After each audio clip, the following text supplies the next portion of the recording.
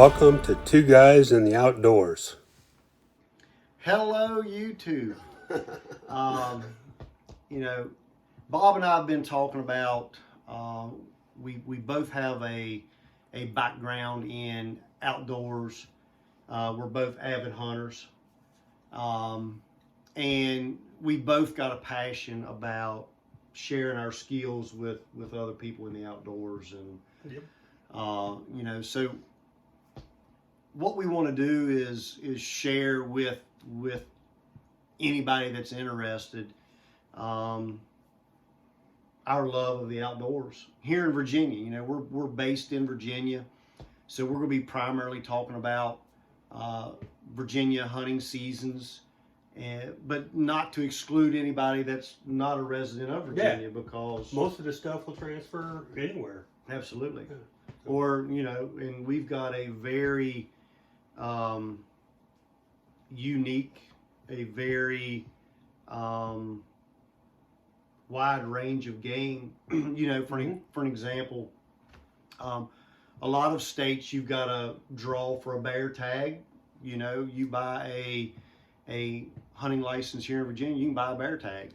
If you're an out-of-state hunter, that's available to you. So it's not a draw type system. So that's a good thing about hunting here in Virginia. Yeah. So it's very different here in Virginia compared to other states. Even like deer, I mean, we can get a bunch. We can shoot a bunch of deer. We can shoot several pair, I guess. Yeah. But yeah, it's a lot of stuff that we're going to talk about will transfer over, because we're trying to hit the beginners. Yeah. Whether it's a person that's just starting out hunting altogether, absolutely, or if it's, hey, I want to start something new. Like this year, you started something new. Yeah. I mean, I went on my first. I've been, a little bit of my background. I'm an avid outdoorsman. I'm an avid trapper. I've owned bear hounds and hunted bear with hounds. My son has rabbit dogs, and we rabbit hunt. Probably my favorite thing to do is spring gobbler turkey hunting. Avid deer hunter as well. I'm a traditional bow hunter primarily. Small game, but this year, I went on my first waterfowl hunt. Where we live, it's not a ton of waterfowl, and so I was invited on a hunt this year and did some goose and duck hunting, and had a blast learning those skills and things. So no matter what your skill level is, I think hopefully our videos will hopefully help you out. So first off, say who you are and how long you've been in the outdoors, because I'm sure you're not just a hunter. Yeah, I'm again, Jason Miller. Love everything about the outdoors, not just only the hunting aspect of it, but I feel that I'm a pretty good woodsman, identifying trees and plants and gathering morel mushrooms in the spring of the year. I do a little bit of everything. Been hunting ever since I was probably 8, 9, 10 years old.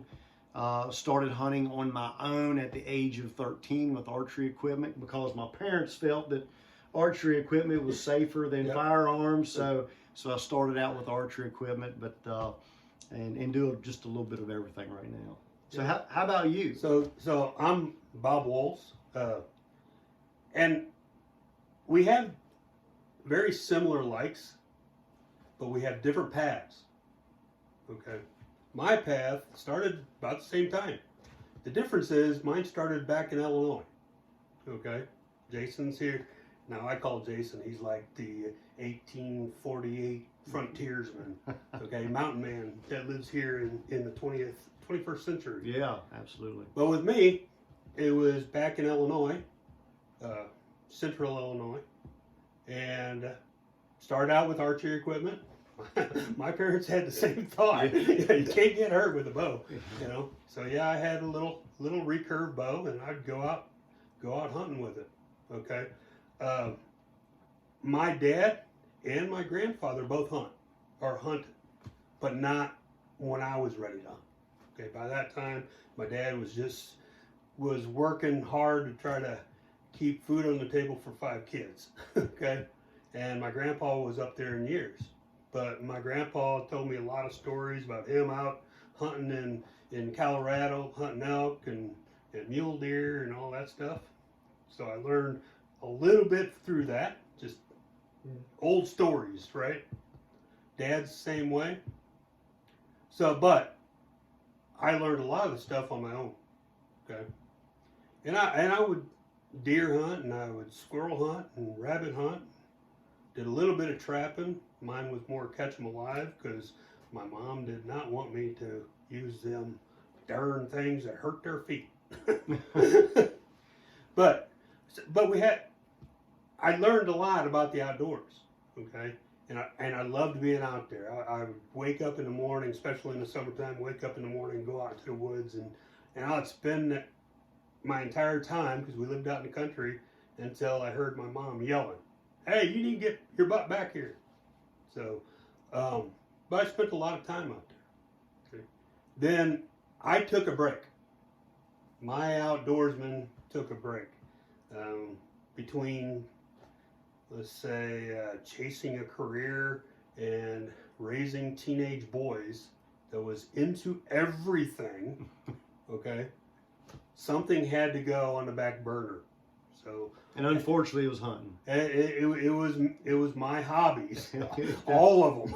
Yeah, absolutely. Okay? But you know, I wouldn't do anything different. My boys are my life, and they're starting to raise kids on their own, and made me think. So I moved back to Virginia when my granddaughter was born, and I got back into my hobbies. Because I want to teach my granddaughter and my grandson how to do the outdoors. So I have to learn all the stuff over again. And it started right about the COVID time. But and you moved to a different state, yeah. so different types of hunting, and yeah. And that is a big thing. Don't let anybody kid you. When you're used to a certain type of hunting, or a certain type of even fishing, then you go to a whole different area, and then you have to learn it again, refresh your memory. You know, that it takes a while. It took me a while just first to remember everything that I had learned before, right? 30-year break. So I had to try to remember all that stuff and get them skills back, and then learn a new area. And that's a big hurdle to get over. Yeah. So my first year wasn't so fun. It was fun. I shouldn't say it that way. It wasn't as successful as what some people might measure it. It was successful to me because it broke some doors for me.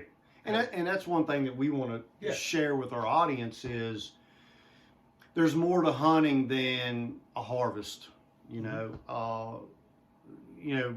Before we went on air here, Bob was telling me a story about, just hunting a new location and just having the opportunity to see some deer and just knew that you was in the wrong spot as far as a harvest, but it was still a success because you were in the outdoors and you got to see those deer and learn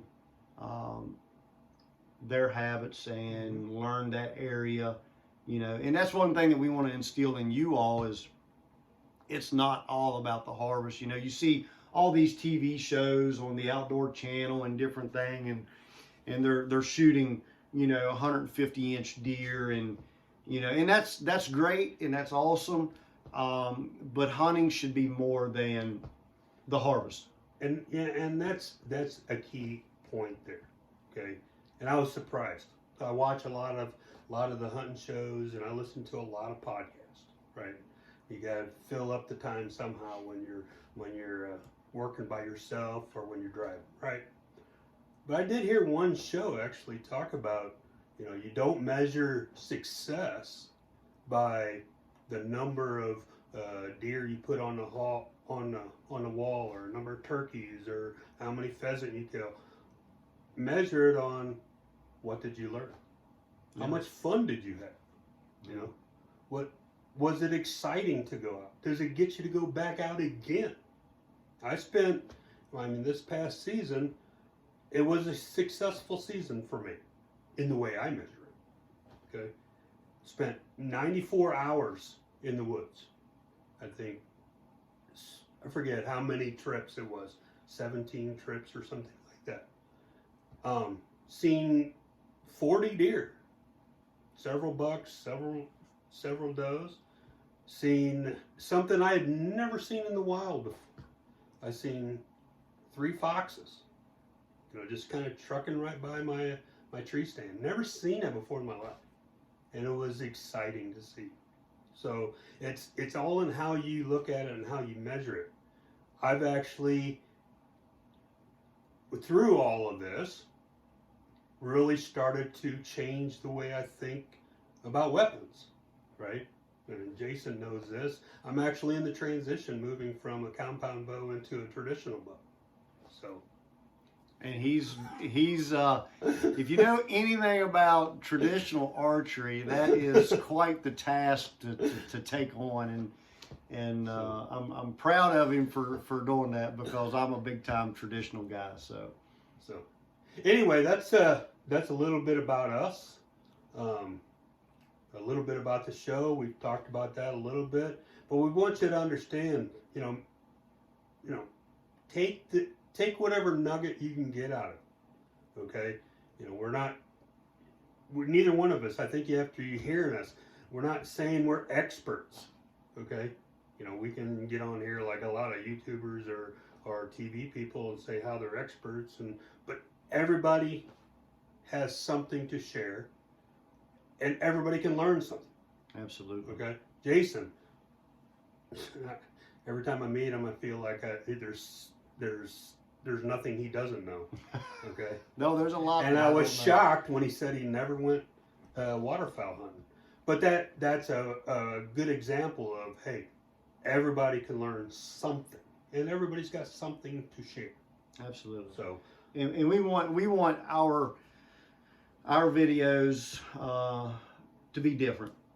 We're not sure how we're going to do that, but I think we're going to be different just by being open-minded and share stories and share experiences, and not only successes, but we're going to share failures, because that's where a lot of these people, they tend to not show the failures, and yes. We're all human beings and we have failures, and so. Well, there's a big saying out there that you can't go forward without failing a little bit. Yeah, right.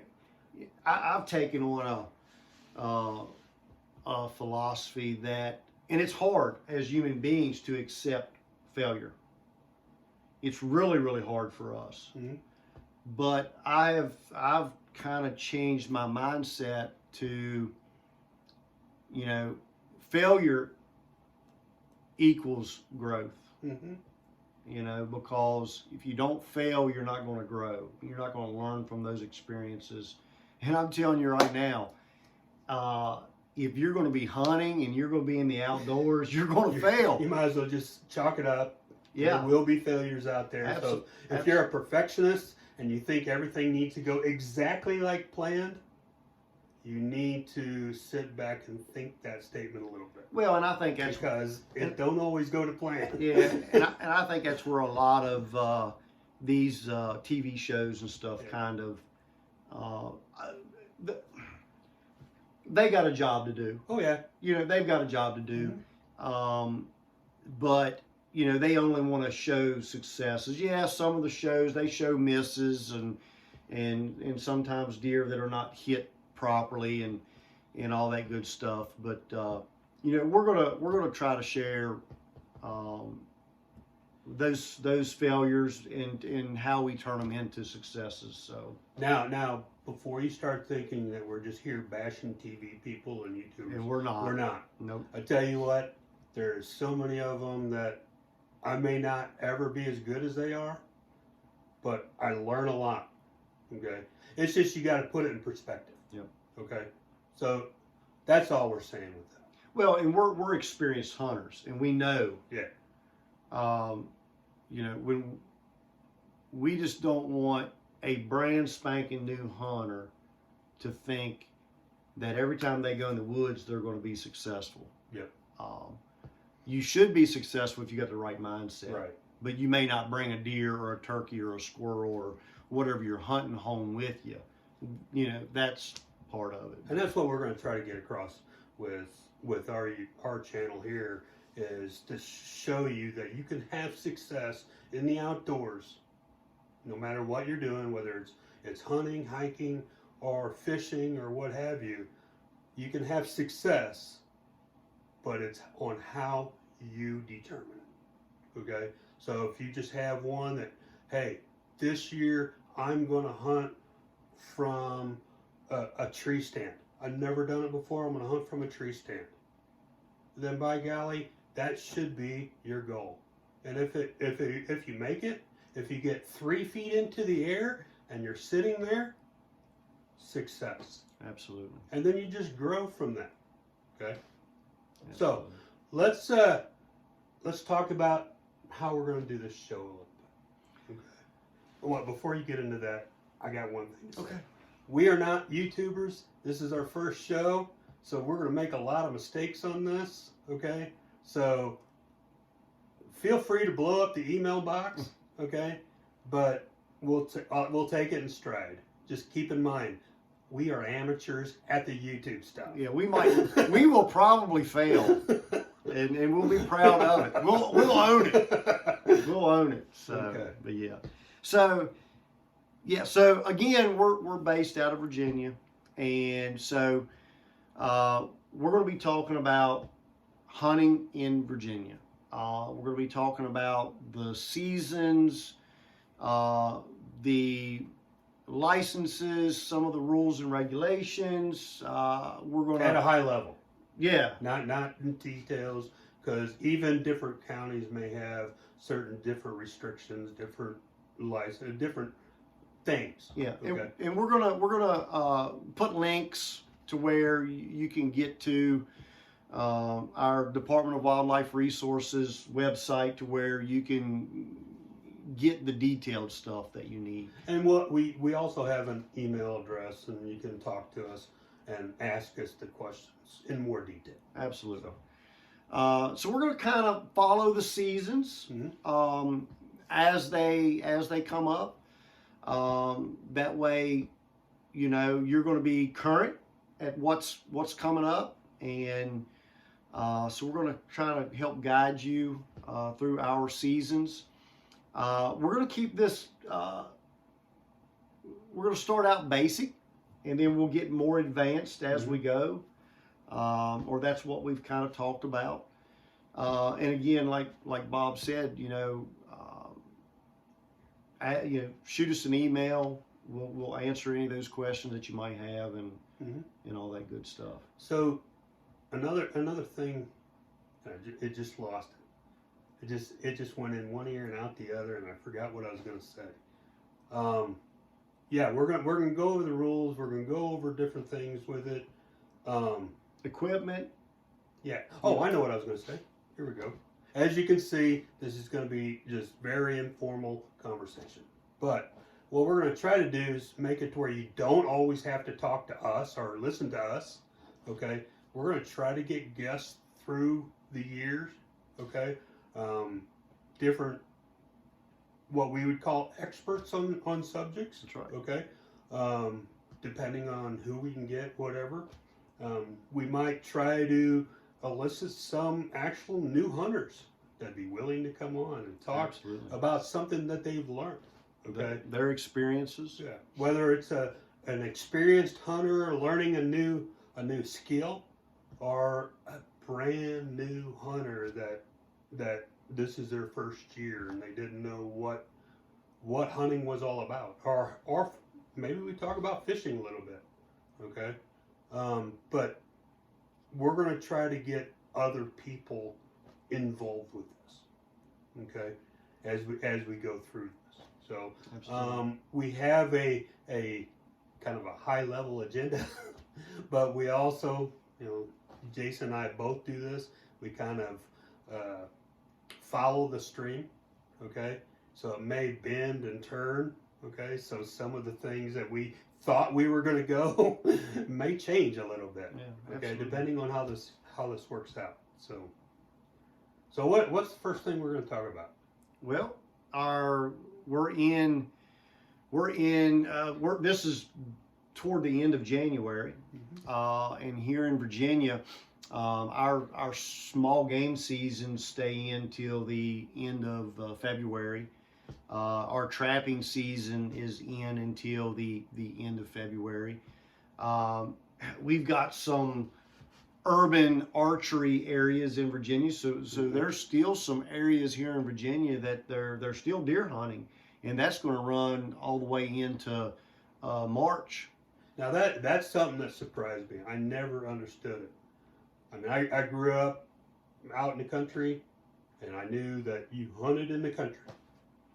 I never knew that you could hunt in the city. Absolutely.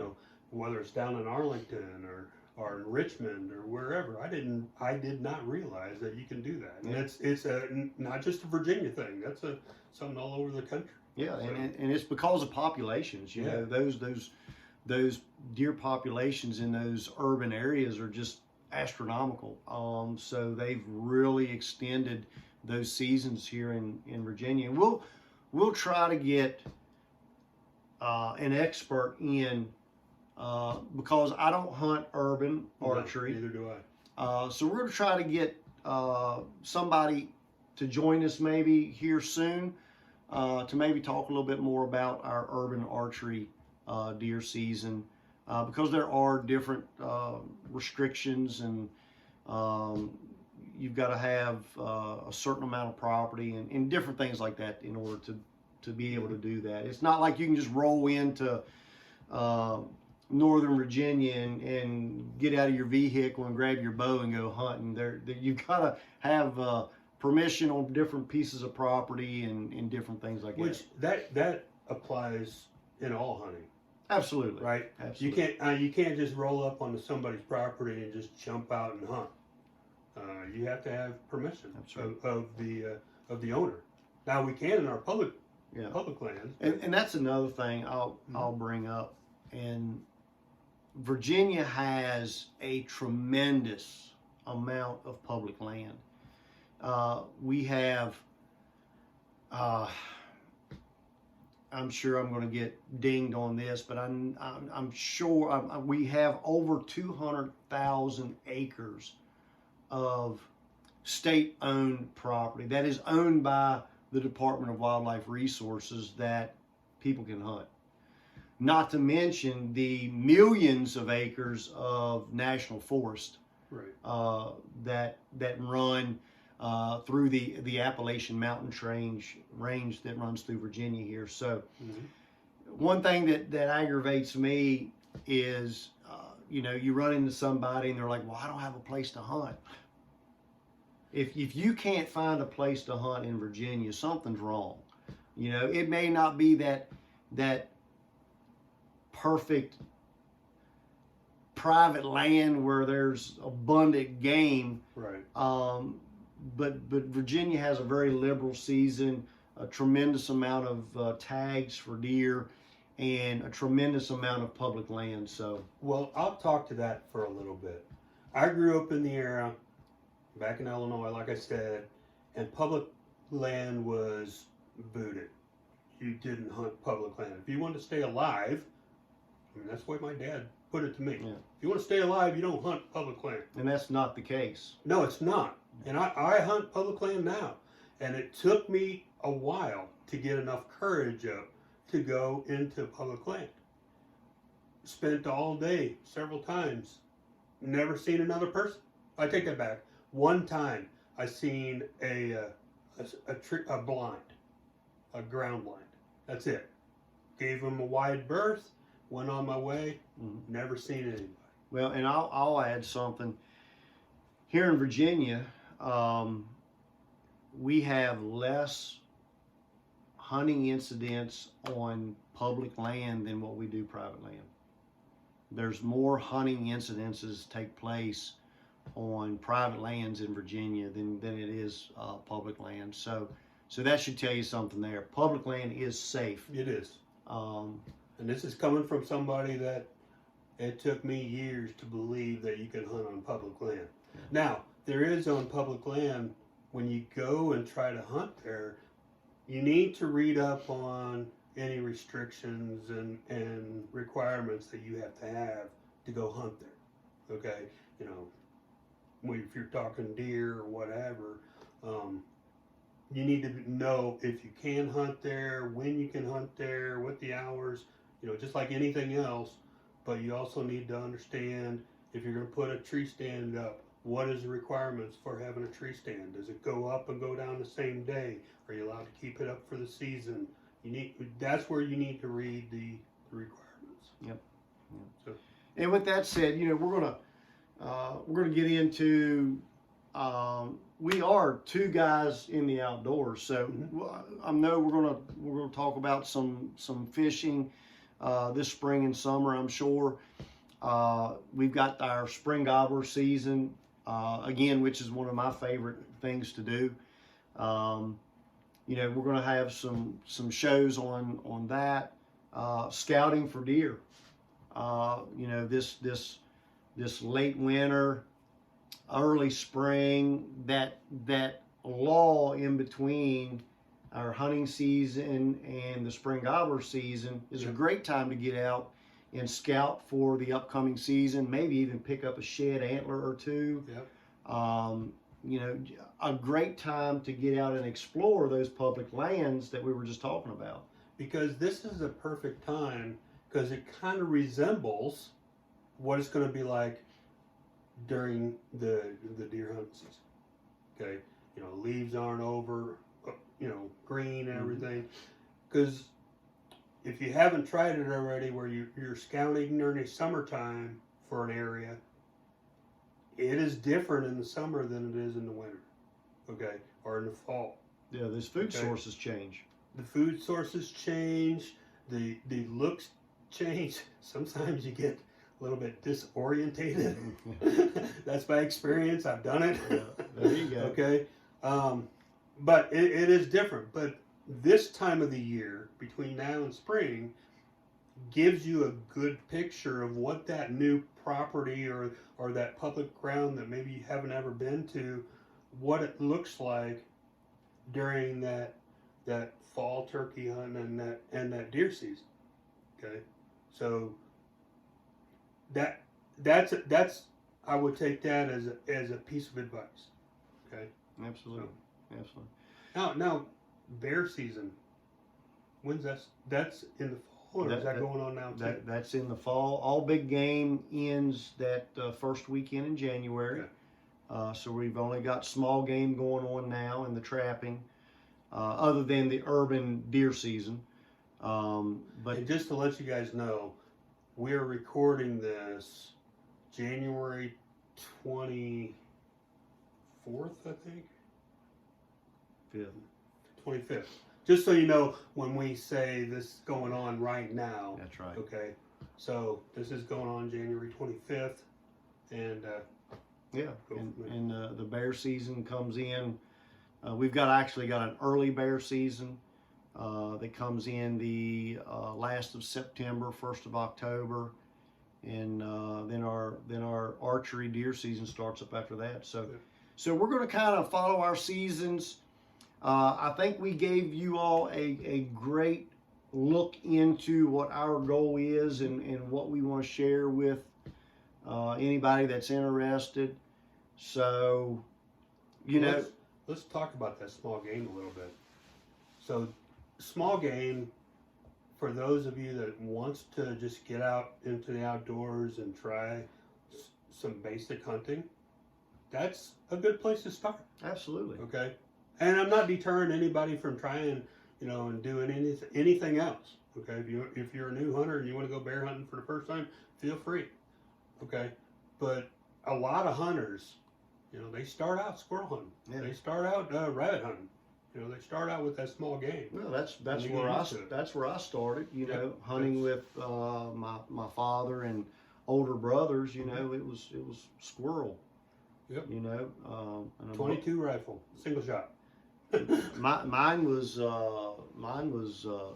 410, and then bigger and better 12 gauge that kicked the snot out of me. But then as I got older, I got into the 22s. But anyway, those are good stories and good times. So But I did get a squirrel with a bow, a little 25-pound fiberglass bow. Yep. So. Yep. Absolutely. But yeah, so squirrel season's a good one to start with, and you can use a variety of different weapons, as we just pointed out, for squirrel and rabbit. Yeah. So. Absolutely. So what else is it just small game? Is Right. there any birds going on right now? Right now, there are some grouse, and grouse season's in right now. You can still find some grouse in the mountainous areas here in Virginia. I know there's some avid bird hunters out there that have their Brittany's or their German short hairs, and they're out there flushing grouse. So that's another opportunity, especially if you're a dog lover. But that's going on right now, this time of year. If you want to, we do have preserves here in Virginia where you can hunt quail and pheasant. Mm-hmm. We've got some wild quail in Virginia, primarily on the east side of our Blue Ridge mountain range. But pheasant, pretty much pheasants are on preserves. Okay. Other than that, that's about the only bird stuff. Woodcock, we do have some woodcock. That's in there. Didn't want to forget about mentioning the woodcock as well. So yeah, we've got those are all considered small game. So squirrel and rabbit and those birds that we just mentioned. I'm sure there's something I forgot, but that's pretty much the gist of it right there. Trapping season. Absolutely, our trapping season is in right now. We can do an episode on trapping. Yeah, we will. And I'm sure we will. Now, is that everything, or is trapping just like in hunting, where certain game at certain times of the year? No, our trapping season is open to all fur bearers. Okay. We do have fishers moving into Virginia from our northern states. They're coming in through West Virginia. And fishers are protected in Virginia right now. What is a fisher? A fisher it's kind of, the best way to explain it, it's bigger than a mink and smaller than a wolverine. It's kind of they're about the size of a medium-sized raccoon. Okay. And they're definitely moving in. They've kind of got a dark chocolate color, kind of like some of our mink here in Virginia. They're protected. We do not have an open season on them yet. But raccoon, possum, skunk, minks, nutria, the red fox, gray fox, coyotes, bobcats. We have an abundant amount of bobcat here in Virginia. They're the only fur bearer that has to be tagged. And the reason they've got to be tagged is because when those furs are sold, that fur resembles so many other cats that they have to be tagged so they can be identified as a bobcat. Oh, okay. Like lynx, and then there's some of the other cats that that are not native to our area, that are not legal to harvest or sell. And so that's the reason our bobcats have to be tagged.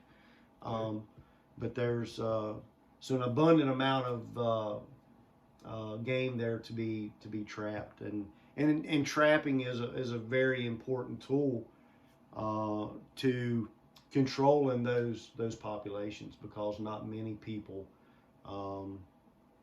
just go out and hunt.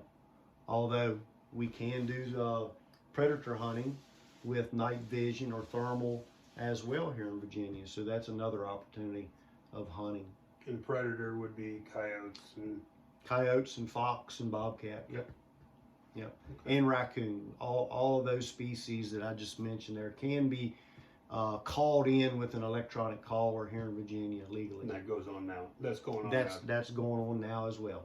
Okay. So quite a bit of hunting out there right now where you can get started in, where there's what I would call basic small game type stuff, or getting into the birds, which there's quite a bit of skill, in my opinion, that goes with some of the birds, then the trapping and predators. Yeah. So there's still quite a bit, even though a lot of times, and you'll hear it, deer season's over, hunting's over. Okay. That's a misconception. Yeah. A lot of people think, hey, deer season's over. What do we do? Well, there's a lot of opportunities here in Virginia. Yep. So. All right. So. Hit the subscribe button, right? Yeah, please. Hit the subscribe. See, we're new. We're new.